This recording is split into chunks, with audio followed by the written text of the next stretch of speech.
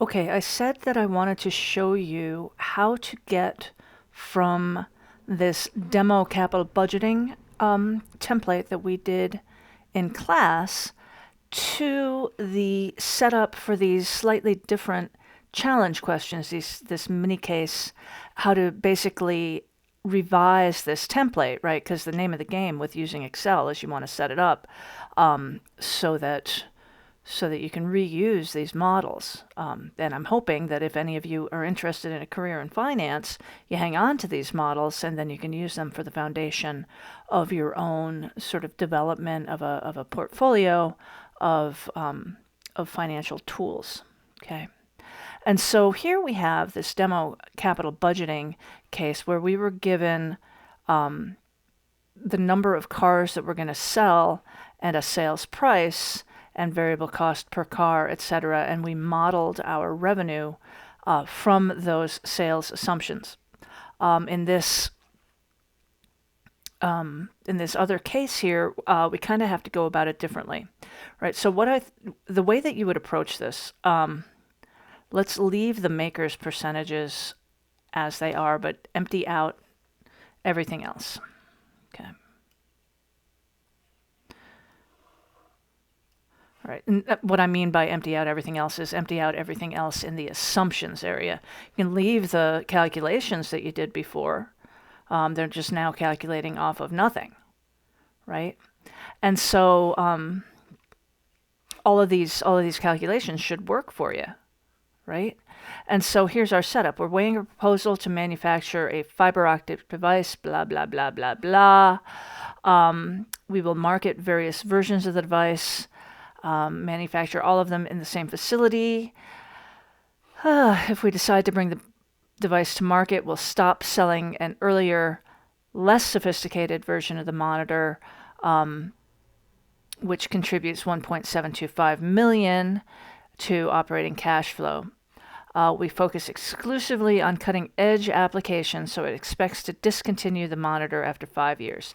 At that time, so here we go, here comes an actual piece of data. At that time, it will sell the technology and used manufacturing equipment to a foreign company for an estimated $2.4 million, right? So that's our salvage price right there, $2.47 million. Okay. Cost analysts have collected the figures in this pop-up window. We'll look at those in a minute, and submitted them to the treasurer's office for additional study and a final decision on whether to proceed. You, as an assistant to the treasurer, must compute and evaluate the basic capital budgeting criteria. The project will initially increase working capital by $495,000, which will recover at the end of the project when it sells remaining inventory and collects accounts receivable. Right, so that's our working capital is $495,000.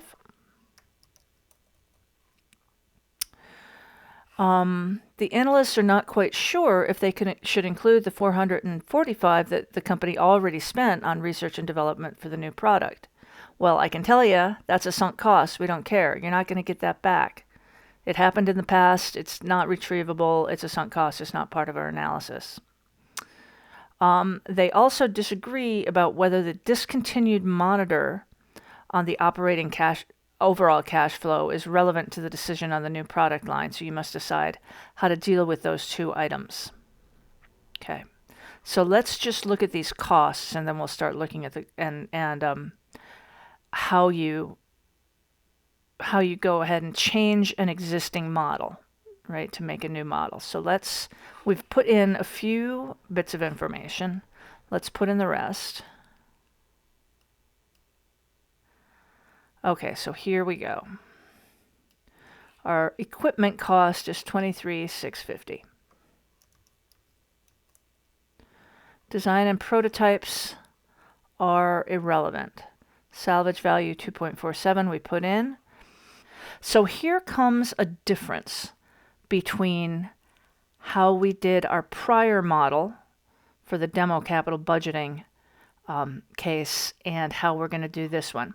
This one, they give you the actual dollars in sales, right? So here we had calculated revenue as the sales volume times the price.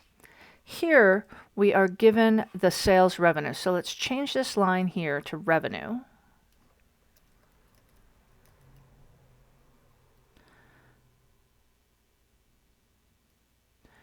And so we get 16,720 million. Let's just verify that. Yeah, okay. All right, and then we are given, let's get rid of this price line, right? And we are given a rate of sales increase, right? So let's call this sales growth percent. Okay. So now what you have to do is go down here to the revenue line and change the way that that is calculating. Okay, so we have 6.5% growth in revenue. Right, and this is calculating wrong at this point. You got to change the calculation. Okay. So now we're going to pick up our revenue from above. Okay, we got to format this with 6.5% so it shows up right. And then you can either calculate the revenue here in this assumptions page, or you can just directly go ahead and calculate it down here in the actual cash flow calculations. I'm going to do that where I've highlighted. Right, so in order to grow this by 6.5%, you got to take last year's value and multiply it by 1 plus the growth rate. Leave the growth rate as an absolute cell reference. And this should calculate out for you. Okay, so that's how you model your revenues in this new setup. Okay, cost of goods sold and selling in general, right? Those are given as a percent of sales. So your variable costs are given as a percent of sales, 42 plus 5. So that's 47%. And again, we're going to have to change the formatting. It's 47% of sales revenue. Okay, so down here again, I'll get rid of this highlight. Now we're working on the variable cost line. I'm going to change that out. So now we're going to model that as this percent here times the revenue. Okay, so even though this is calculating correctly in the first column, I want to go through the exercise of showing you how to do it right. So this is 47% times the sales revenue that we calculated above. Let's see, not 18, 16.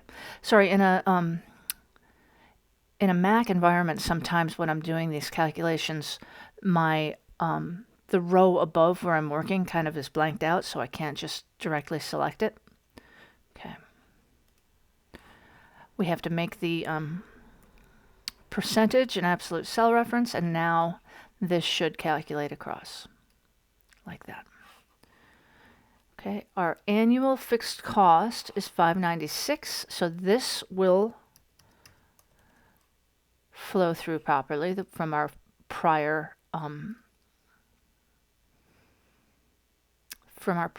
model. And then our depreciation, so I messed up the way that I calculated the equipment cost, or the way that I wrote the equipment cost. I left some zeros out. So let's add some zeros here. There we go. No, that's not right either. That's too many zeros. There we go. 23 million. Okay. Depreciation's 5-year makers, which we already had from our prior example. Tax rate is 34%.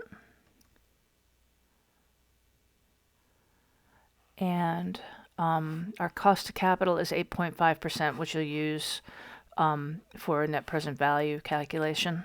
So let's say discount rate.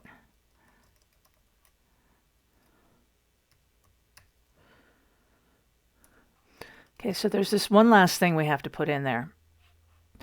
You'll notice that up here we will be discontinuing a product that gives us 1.75 million per year.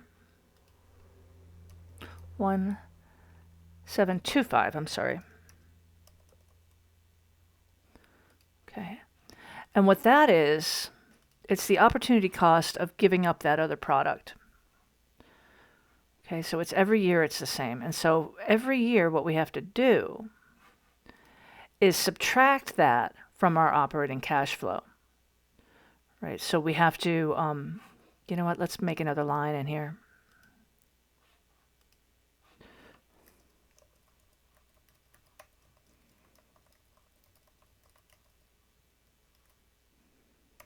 So we're going to say negative up here.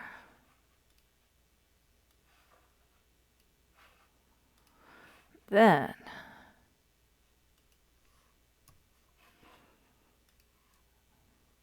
that gives us our true operating cash flow net of the opportunity cost. So that's how you do that. Okay, it's basically you have to make some minor adjustments to our pre-existing model, but in my opinion, it's easier to make adjustments than it is to start from scratch, although you might want to start from scratch as well. So the two differences here are the way that revenue and variable costs are calculated. So those are different.